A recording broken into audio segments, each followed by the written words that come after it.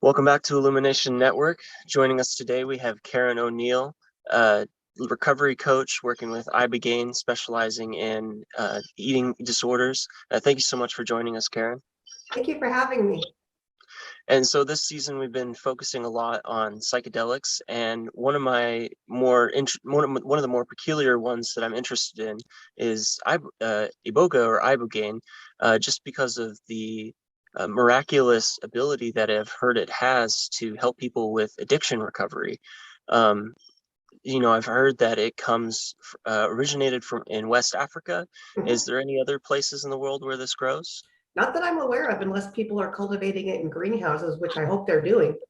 Yeah. Because it takes about 10 years for maturity. Okay, interesting.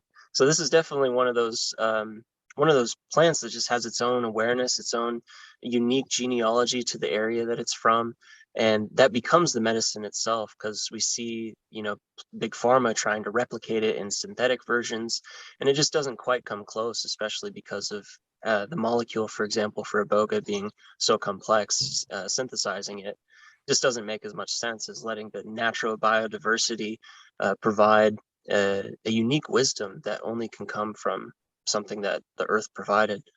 It really does have a spirit, and I have the belief that as we've evolved, as people as a species have gone through different changes, and now here we are in the industrial period, in the technology period, where we have unique challenges we haven't had before with internet and cell phones and new addictions around that, and our personal relationships are disintegrating.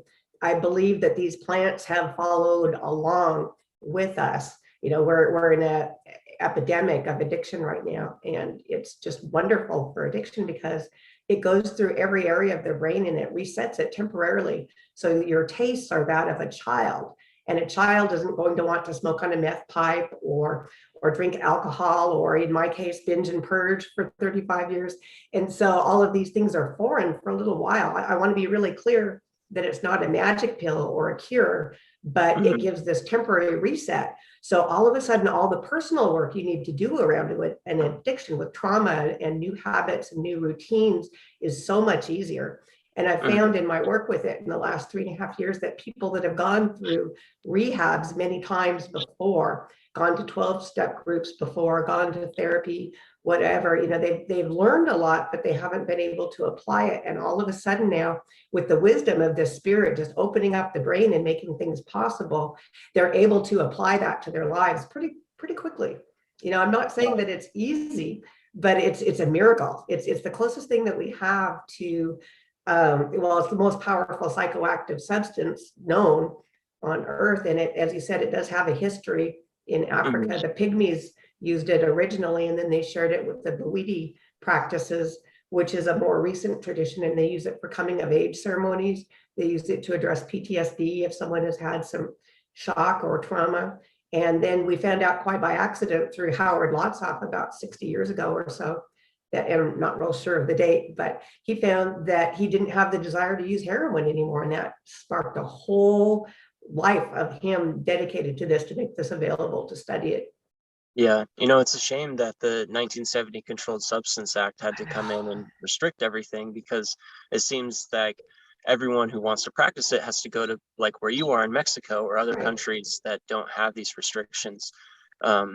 Speaking on the epidemic. Oh, yes, go ahead.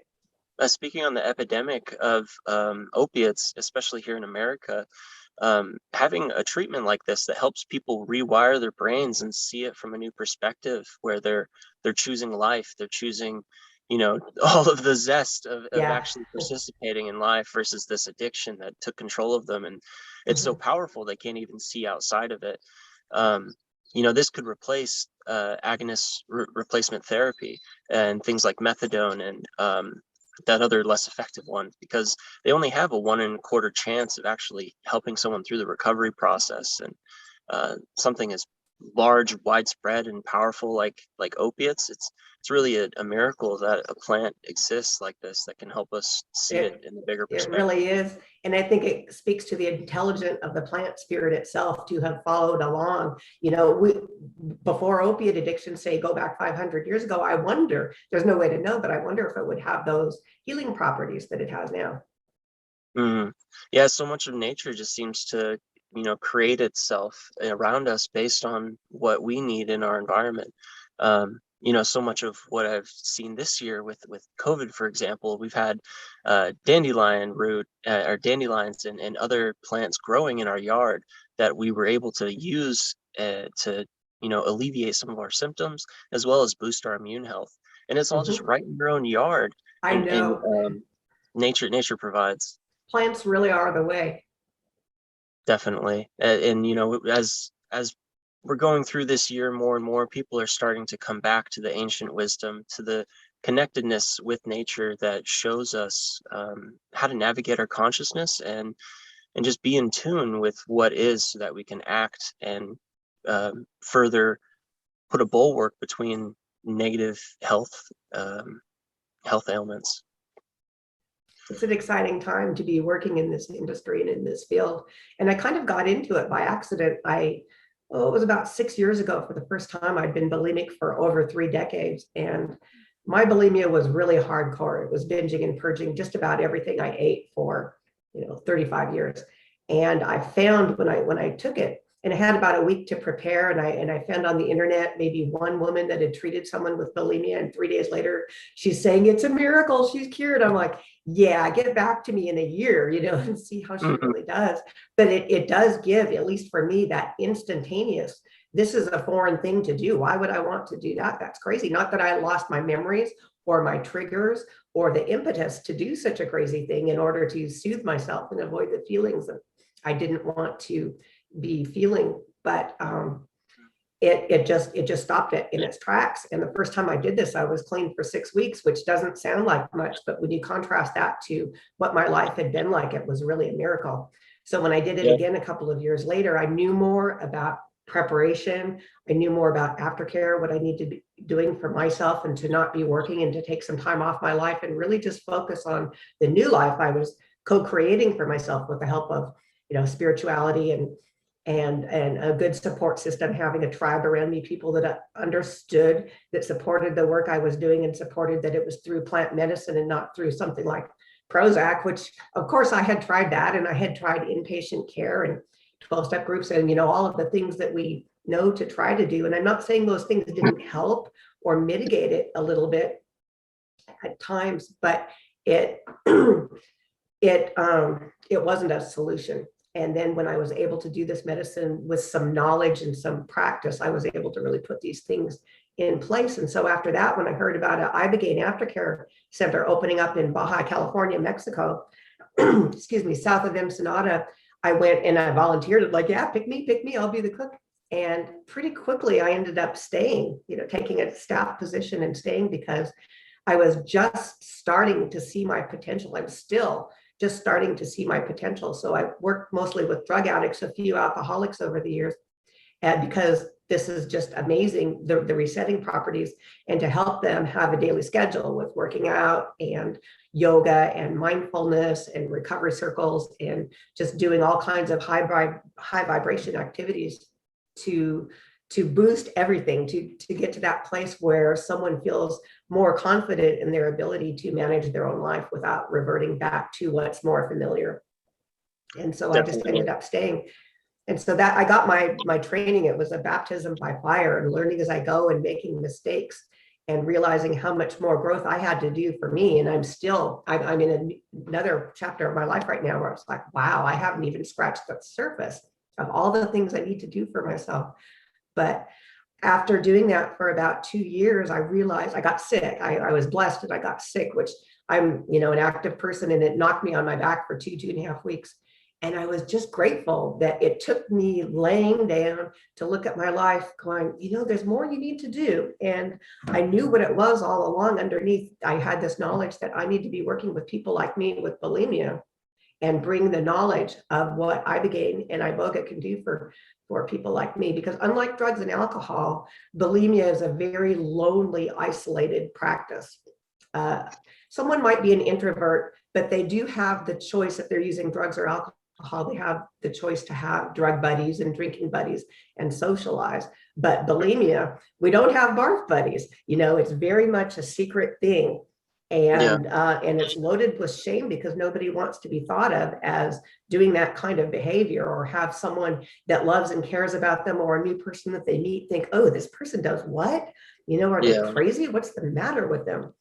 And because of that So, isolation aspect of it, so many people don't really understand how drastic the ailment is, how much it can hurt someone's life. And just speaking from the sense of not being able to get nutrients in the body, a 6 week that's right. period of actually being able to eat could be monumental to someone recovering and even their life being saved.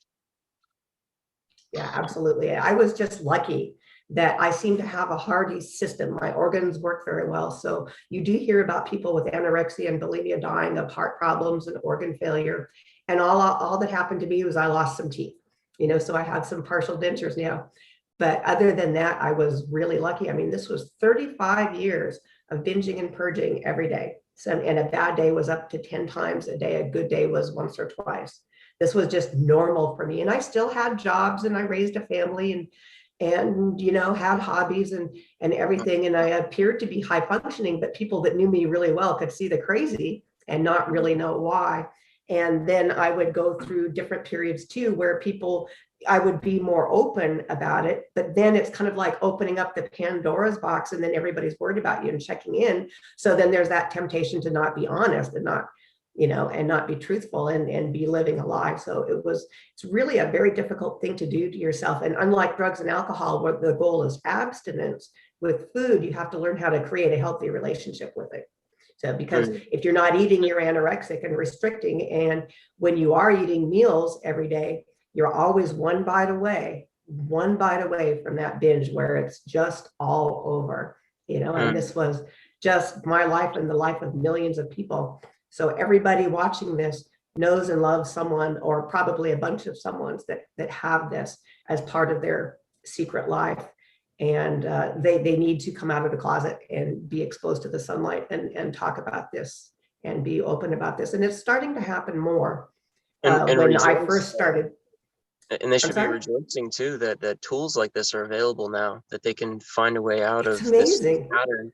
I had no idea if it would work, but my thought was at the time, addiction's addiction, and it probably goes to the same place in the brain. And knowing more now about the reward center in the brain, it all goes to the opiate receptors in the brain, and the Mm, dopamine hits that you get with the food, and the feeling of cleanliness and relief after the purge. The purge itself is not enjoyable, but some, pretty interesting things happen with the brain afterward, where you feel good. It's like, okay, that's over. And then you're good for about 2 hours until you start to get hungry again. And then that cycle just starts all over again. And it's crazy making stuff.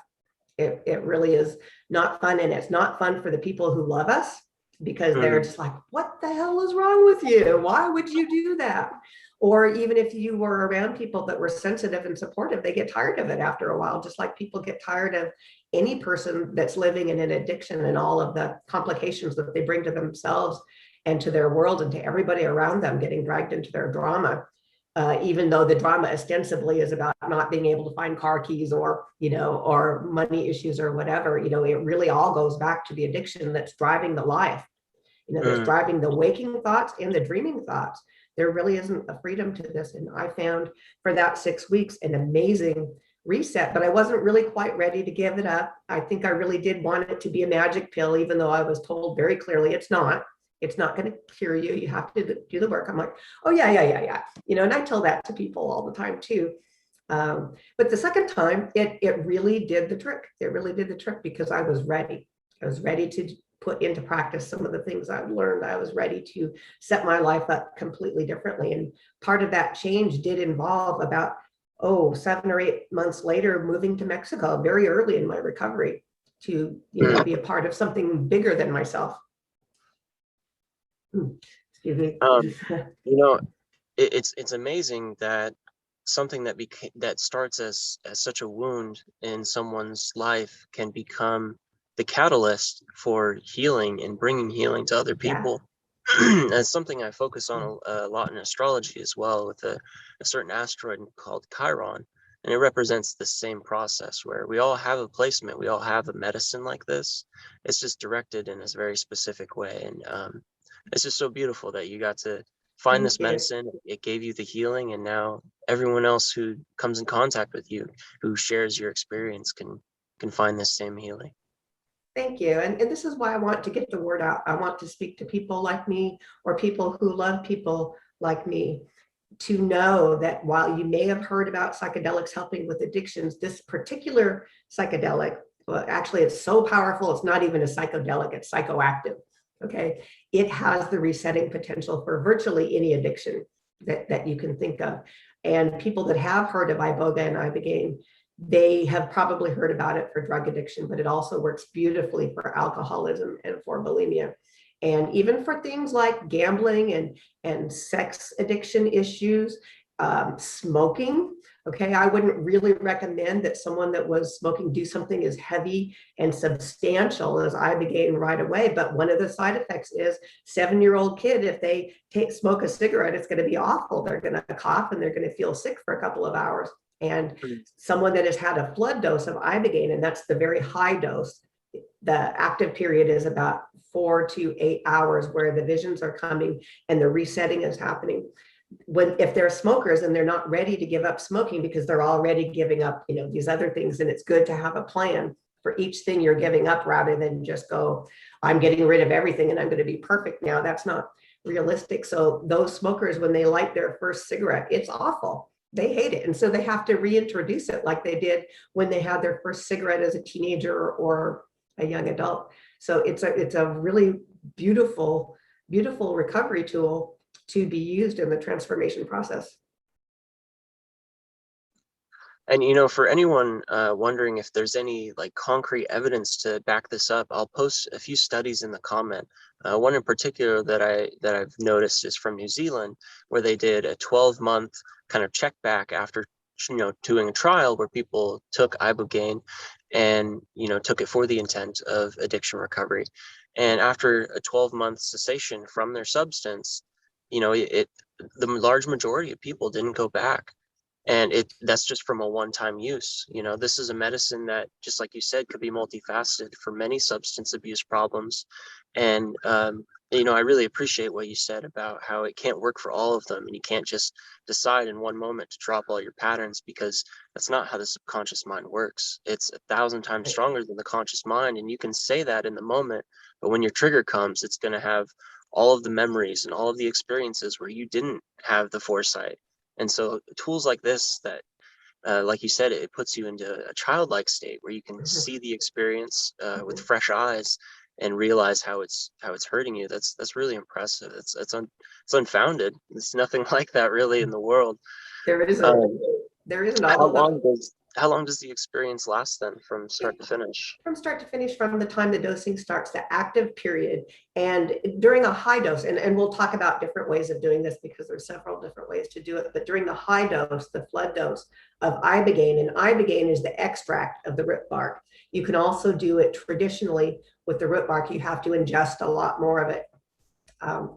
But it lasts, the active period is anywhere from 4 to 8 hours where the visions are coming. And this is a period where you're ataxic, you're flat on your back. If you need to go to the restroom, you need help walking, the depth perception is gone, because what happens is the brainstem distributes the medicine and it cuts right up through the cerebral cortex, and it disables motor function to a pretty large degree. So that active period is 4 to 8 hours. And it's really important to surrender to the process and not fight it. And I'm someone that generally doesn't have a lot of fear, but right before I took the medicine, it's like, oh God, what am I doing? Oh no, just absolute terror. And then I talked myself down and just rolled with it. And what happened to me, that leap of faith. Yes, absolutely. It was like, I was to the point where when I did that the week earlier, I had been in the garage with the car running, intending on not coming out alive, because I was just so tired of fighting this. I was so tired of trying hard and not succeeding. And, I was in my 50s at the time, and it's pretty unusual for someone to have their first serious suicide ideation, borderline attempt, so late in life. But I was tired. I was tired of trying so hard and getting nowhere. And I'm sorry, I kind of forgot what my point was around that. I was remembering what that felt like. I was willing to do anything at that point, even if it wouldn't work, even if there would be some long-term side effect that nobody knew about, because it really hasn't been studied enough. And as we were talking about before we began this interview, Ibogaine will probably, because it's the most powerful psychoactive thing we know of, at least right now, it'll probably be the last thing that's studied. You know, we started with cannabis and now we're moving on to psilocybin and MDMA. And these are all very promising things, especially when done in conjunction with a psychedelic therapist, you know, having them in the room with you during the experience or to unpack it later. And it's like, okay, so here's some of the lessons and insights you got. How do we translate that into action items that are going to give you immediate results and make you feel better about your life and start building on successes rather than drowning in the failures? And I don't even like to use the word failure, because I really believe at this point, and I've known for a while, actually, I was born to do this work. I just had to go through all of this shit first, you know, 35 years of addiction, 35 years of trying and not getting to where I wanted to. And it's pretty interesting to find one's passion in life so late in life. I want to see in my lifetime an Ibogaine clinic that's dedicated specifically for people with eating disorders. That's what needs to happen before I die. So I'm in my early 60s, so I don't have a whole lot of time left. This really needs to happen. So I'm basically being a little bit of a podcast slut with anybody that will have me on as a guest to say, please let me get the word out. Let me speak to people that have tried and that are secretly in shame in the closet and believing that they're no good, while outwardly high functioning. Most of the time, you're not going to find many bulimics that are homeless or, you know, that have lived the lives of street addicts. You know, they tend to be high function. It's like, believe what I'm showing you. Look, my hair is good. I have makeup on. My clothes are fashionable. I have a career that I enjoy or I'm competent at. And not the secret shame that I feel inside that I'm not worthy of love, that I'm not worthy of respect. And so I have to, you know, get the world to validate me and get the world to tell me you're good at what you do. You're wonderful and you bring so much to people and blah, blah, blah. And that's been one big transformational shift that's happened to me since going into recovery, that I validate myself now. So now if I do get a compliment from someone, it's like, that feels really good. And I thank them for it. And I also know that it's true and I'm not needing it. I'm not being an energy vampire, burdening the world or my partners or my children or coworkers or colleagues or anybody, you know, please keep me boosted up. It's like, no, that's way too much to put on somebody.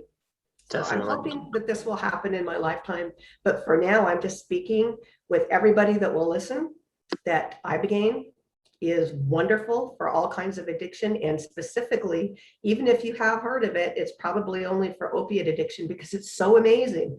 Most people that I've worked with and other providers will tell you this, they don't have withdrawals. So you have a short acting opiate like, you know, morphine or heroin, and it acts about 8 hours. We dose them right as it's about to wear off, right about the time that they would be dosing themselves again. And they go into this experience without withdrawals, like 95% of the time. Now, the exception to that is someone has been using synthetic opiates, because that's a really nasty man-made creation that sets up an artificial thing in the brain. And so someone can be clean from you know, Subutex or gosh, I can't, methadone. I'm sorry, I couldn't find my words. They can test clean of it, but it has incredible sticking power to the brain. It's like a nail gun. It's really hard to get that out. So those people have to work a little harder. They're going to suffer a little more, but that it can be done too. You know, I've held a lot of hands through that process. This is just amazing. So I would say to anybody that's using opiates, as dangerous as it is right now with fentanyl in everything, in any street drug you get, you know, you have a likelihood of having fentanyl. That is actually a good short-term solution to avoid using the, you know, the government solution of synthetic opioids that will be just so much harder to get off of. Definitely. And, you know, one of the things that's really interesting about any sort of habit that we do. It's like I've heard psychologists use the analogy of a snow hill where you're sledding down the hill, and as you sled down the same path, the path becomes more indented, more, cemented, Slick. more solid. And so as you try to carve a new path, you'll just keep falling into this same one. And so what I imagine a treatment like Iboga does is just kind of add some snow into that rut to kind of help you like stay out of it as you try to keep moving forward, because that work is never done. We always have to keep moving forward. And thank goodness that there's a tool like this. And would you say that just kind of encompassing the whole medicine, that it's just like a recalibration, or is it like a remembering of the youth? Like you're describing how it was like being a child and experiencing something for the first time. What exactly is going on in someone's mind when they're recalibrating a Oh, terrible habit? that's a really big question. And I would have to say it's a good question. And I can't answer it simply because everybody's experience is different and it's tailored to them. Now, I've been a graphic designer my whole adult life. So 35, 40 years, I was working on the laptop every day, creating images, combining images with type in order to sell a concept or an idea or to convey a concept or an idea. So for me, in my first experience, everything was, I was having the visions.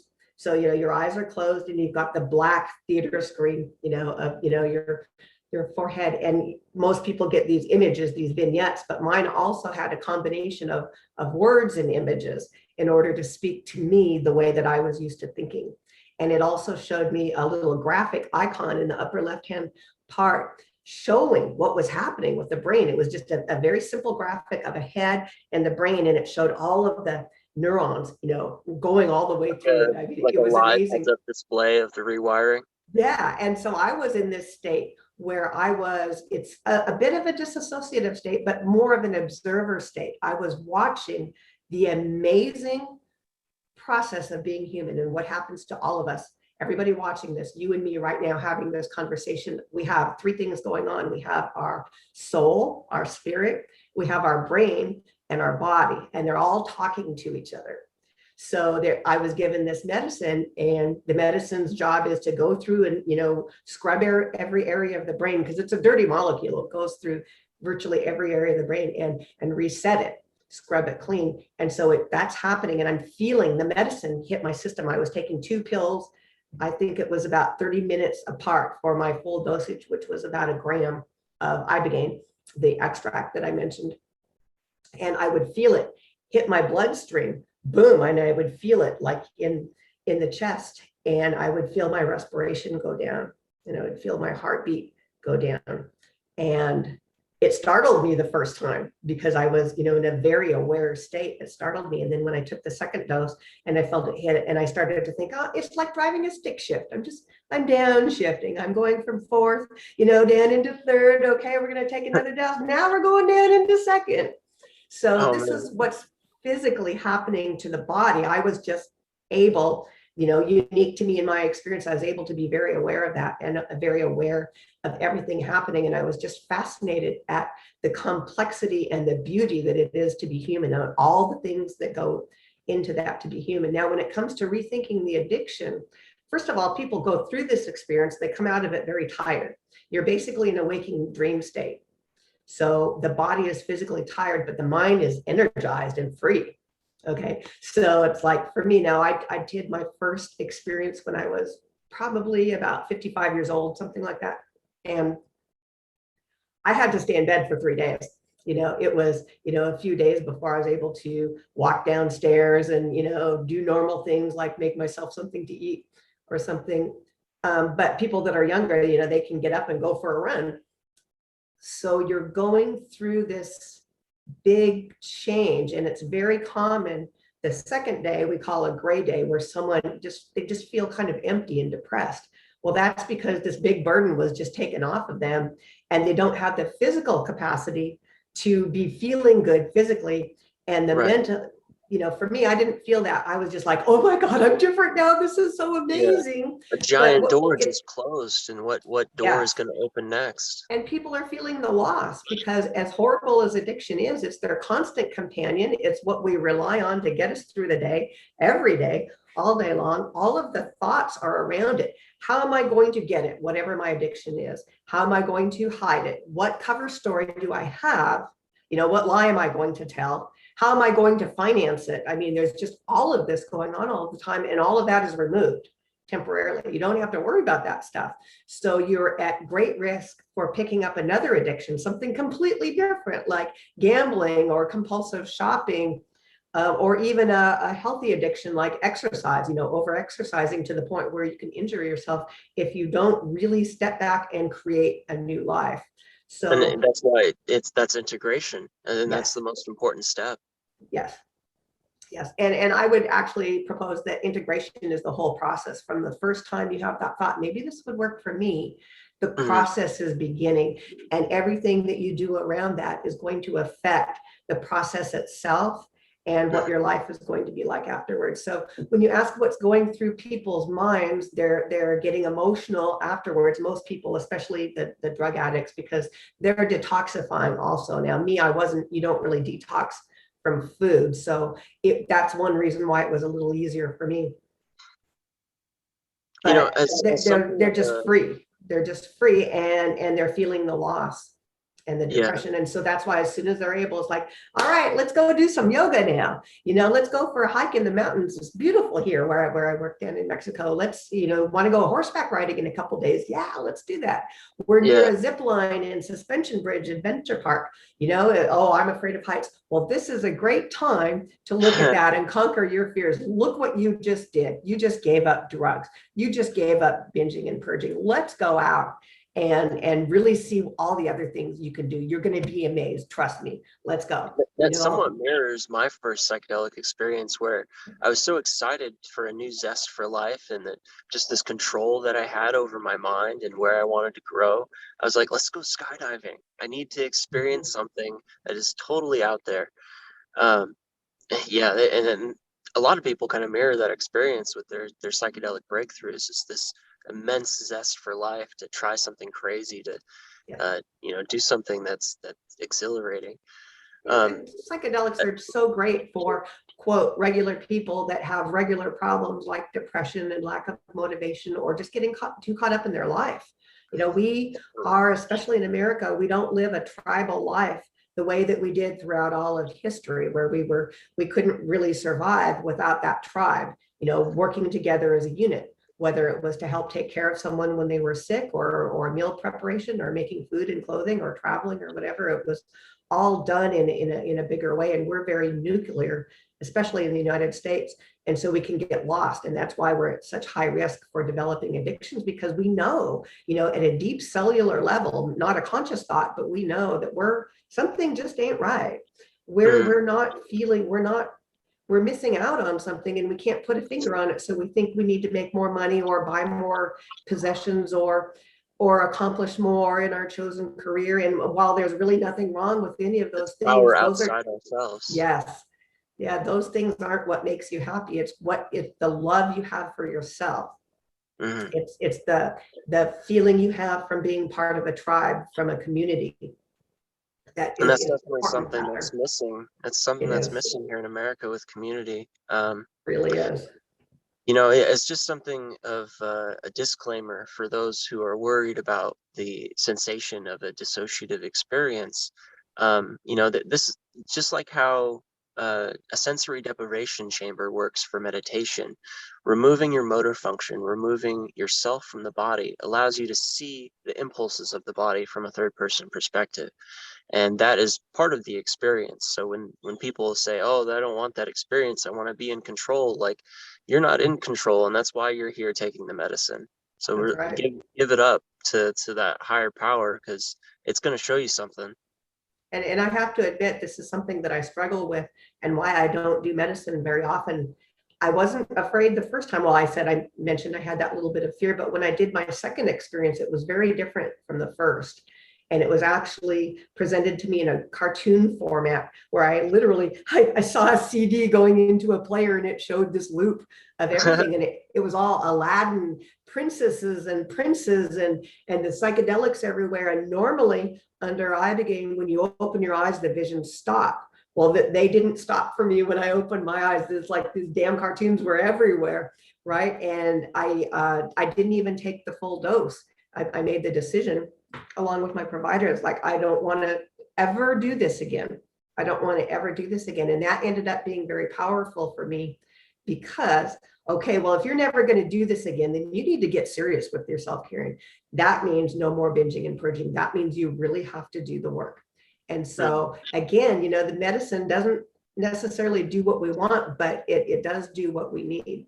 And so since that time, between the first and the second experience, the flood dose that I was talking about that reset me to where I'm no longer bulimic, I was experimenting with other medicines because I was just curious. I wonder what this one will do. And well, I have some emotional things I need to work out within this particular relationship within my family. And so I took 6-APB, which is a chemical cousin of ecstasy, and it's unscheduled in the United States. So that's kind of nice. And it doesn't make you want to jump up and paint all the houses on the block. You're actually a bit of a couch potato, so you can sit there. And I worked with a friend of mine who's clairvoyant, and we worked out some of these issues that I had. So it's wonderful, wonderful. But ever since my second experience, it was like, I don't know, you know, I don't want to. And I've done ayahuasca since then, and I've done 5-MeO, DMT, and changa, which is a smokable ayahuasca. These are shorter experiences, and psilocybin is a favorite.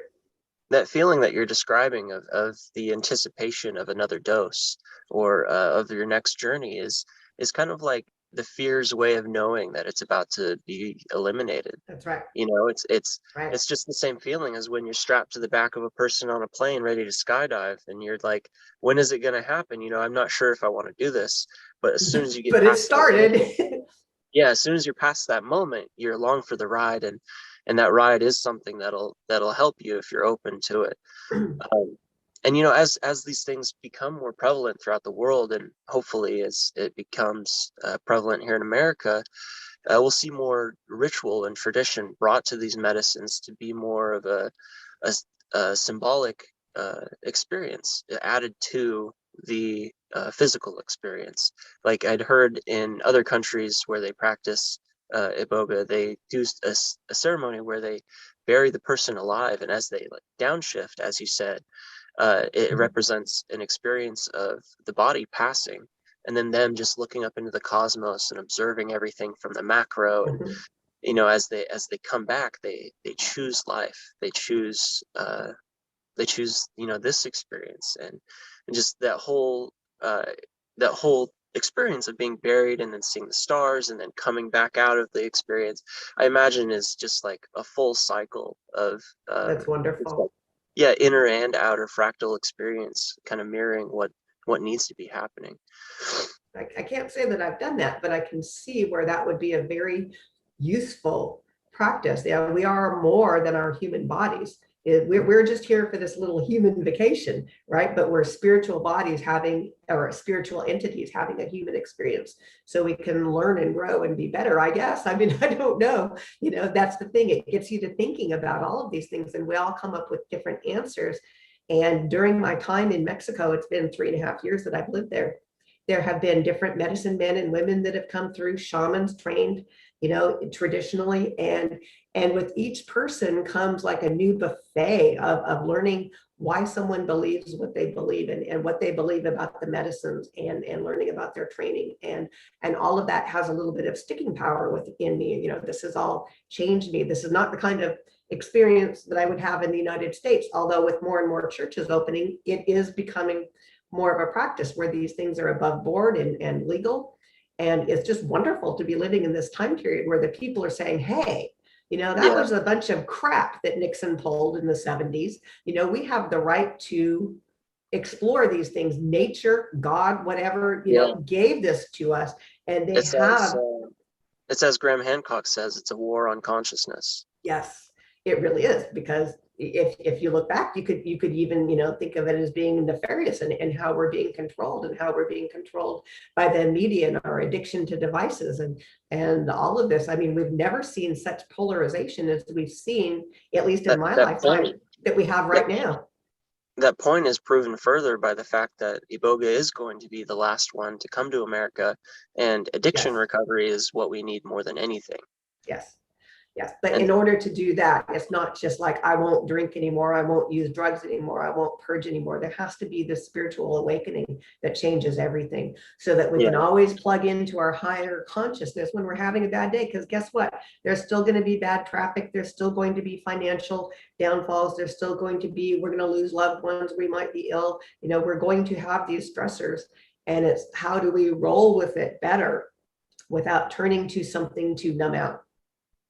you know, We the 12-step program has an interesting aspect to it where, they use Christ, they used faith in some way to be an anchor for people to kind of lead their actions through. And that kind of goes to the same experience as when I say facilitate a death meditation, where you facilitate the experience of death, the lights turning off, the body becoming desensitized, and being dissociated from other senses allows for deeper thinking.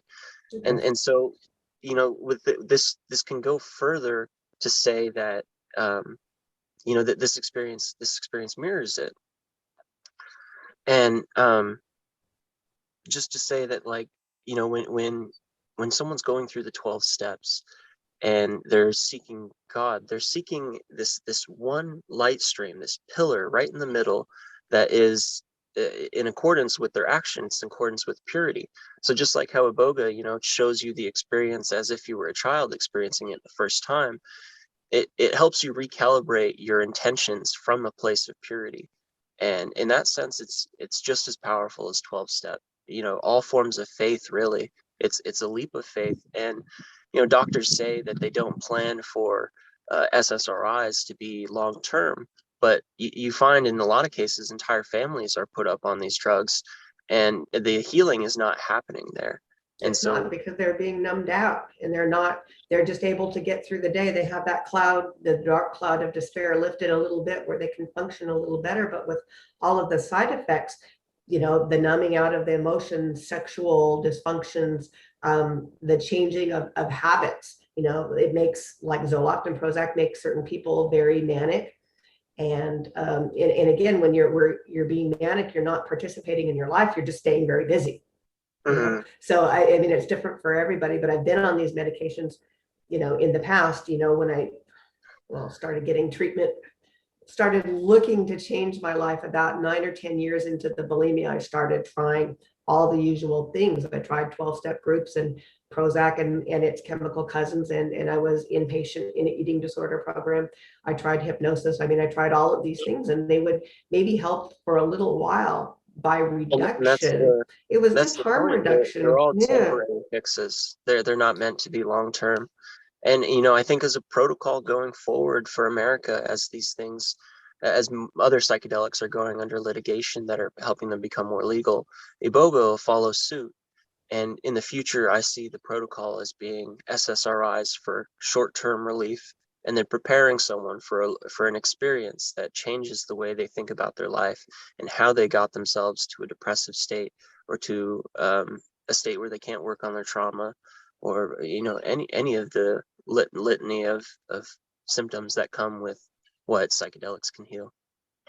The interesting thing about SSRIs, and the reason why people feel some relief from depression, is because it strengthens the filters in the brain, so that you're not as sensitive to the things that would drag you down. So before you can do a powerful psychedelic, you have to be off of those things for a Yeah. while. You need to, get back to, the normal state of someone not on these medicines. And that can be terrifying for someone that is used to having these medicines or these prescriptions to Mhm. just help them get through the day. But I And can't that's the thing, foresee, depression. I'm I'm sorry, sorry, go on.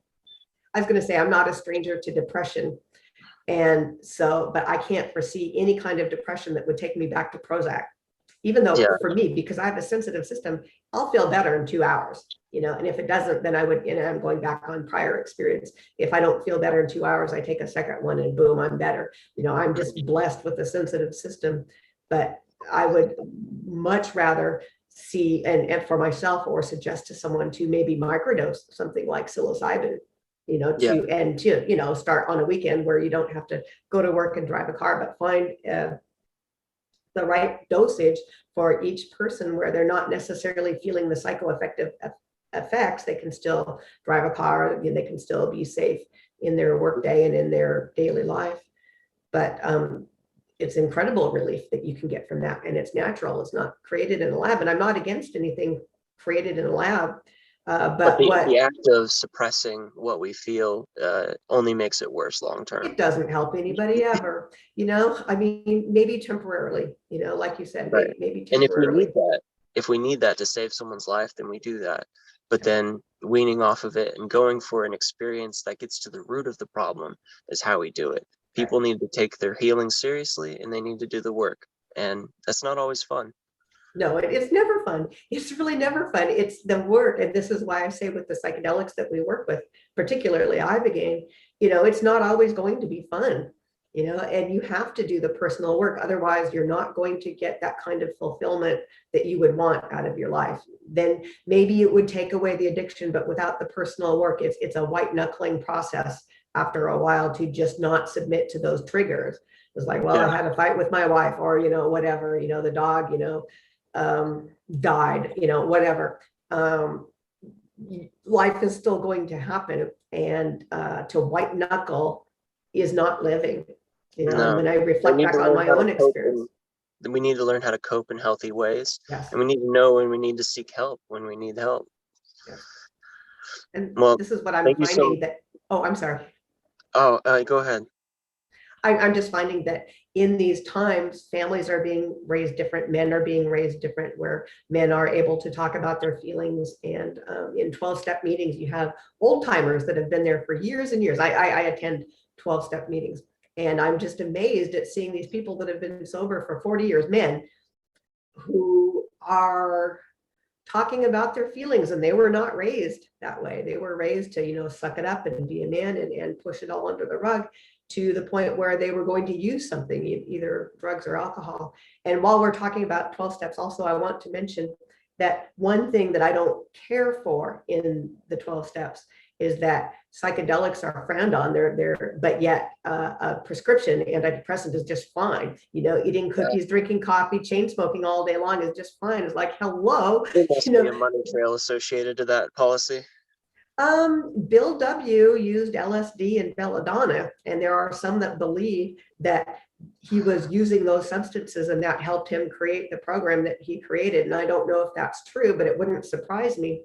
But as the politics got involved, as more people got involved with the organization, and it's like anything, whether it's big pharma or big banking or politics, you have a lot of people involved. And so it got out of hand with him. And so it was like, you're going to use a drug to give up drugs, that's crazy. No, you shouldn't do that. No, you shouldn't smoke cannabis. If you think it helps you, you're just using it as a drug, which is entirely possible. Cannabis can go either way, depending on the person and how they're using it and what their particular chemistry is. Definitely. But there are psychedelic 12-step meetings. There are people that are applying, saying, hey, I see some wisdom and value in these things, but we're not going to rule that out. We're not going to call psychedelics bad. Find the higher power that helps them follow the 12 steps. Yeah. Well, that's a hard one too. You have a lot of agnostics and a lot of hardcore atheists. And for them, I suppose the power is just the power of the organization or having the fellowship. There's a lot to be said for that. But whenever you get a big group of people, it's going to be corrupt. But I just wanted to speak to that. There are a small number of people that are giving voice to, like, hey, we see some benefit here, but we're not going to have this rule that you can't use psychedelics as part of your recovery.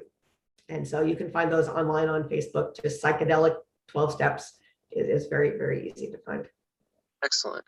I did want to say one more thing before we wrap this up, that, and I should have opened with this, but I've been enjoying our conversation.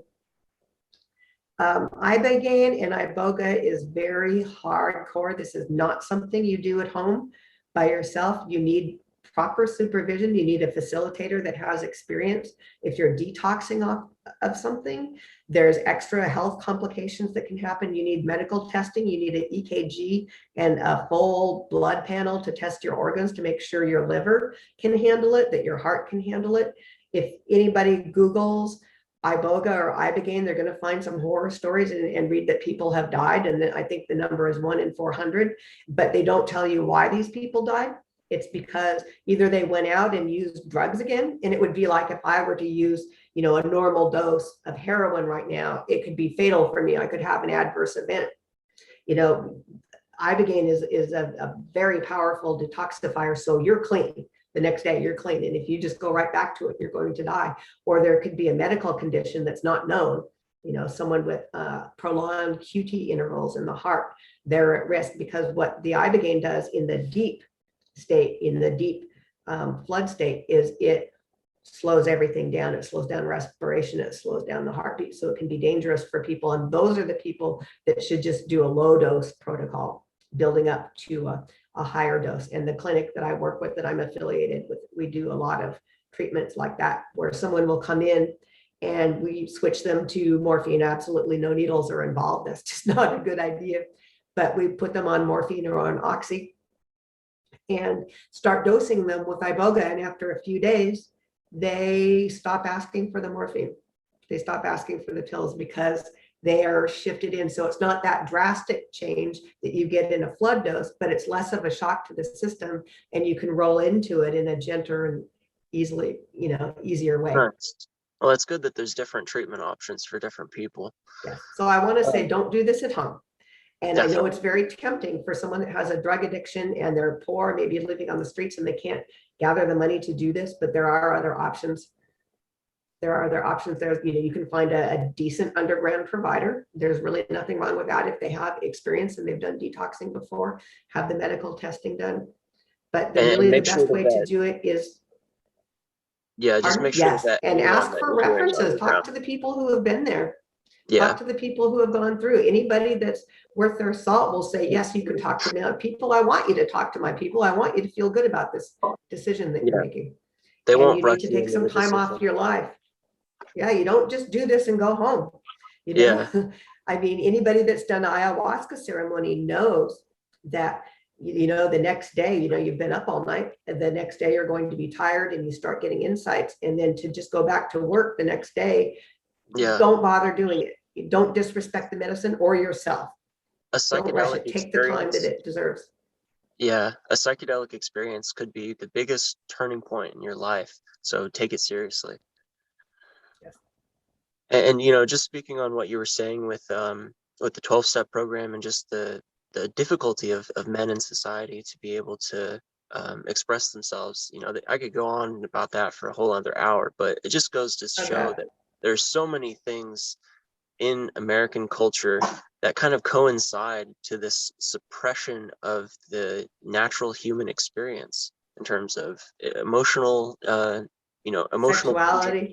sexuality, consciousness experiences, even lifestyle choices. And so, don't fret anyone out there because there isn't a above ground Iboga center in America yet. There are still lovely practitioners like Karen here in Mexico. And if you take the time to research and vet someone, you can find someone underground. Although it isn't fully recommended, I wouldn't recommend it, but it's better than continuing with a debilitating addiction. And there are some people that have no other choice, but they need to do it safely. And I just want to really stress that. Yeah. And thank you so much for coming on and sharing, Karen. Thank you. I enjoyed this very much. Thank you. Absolutely. And for everyone out there, stay safe and happy healing, and stay gold.